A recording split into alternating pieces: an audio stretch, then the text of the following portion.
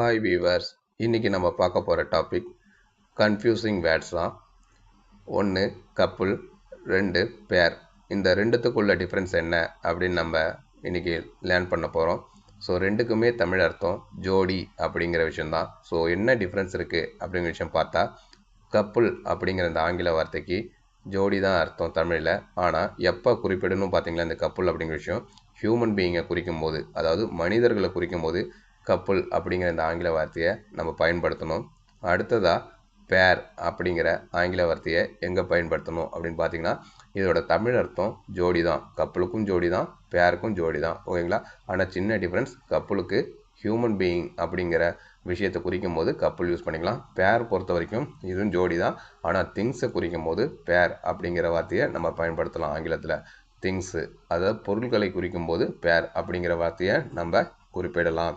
So அதுக்கான example, நான் perfect example உங்களுக்கு ஷோ ஆஃப் பண்ணியிருக்கேன், ஸ்க்ரீனில் பார்க்க முடியும். ஃபஸ்ட்டு கப்புள் அப்படிங்கிற அந்த ஆங்கில வார்த்தையோட தமிழ் அர்த்தம் என்னென்னா ஜோடி தான், ஆனால் மனிதர்களை குறிக்கும் போது பயன்படுத்தக்கூடியது.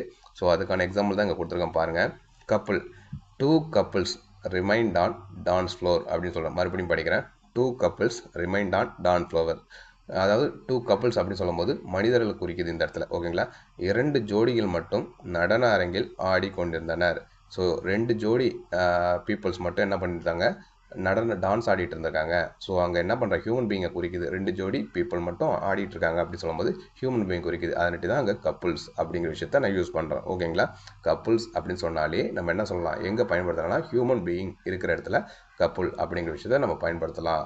ஸோ அடுத்ததாக பேர் அப்படிங்கிற விஷயம் நல்லாவே தெரிஞ்சுன்னு நினைக்கிறேன். திங்ஸு வரும் இடத்துல நம்ம இந்த பேரை யூஸ் பண்ணலாம்.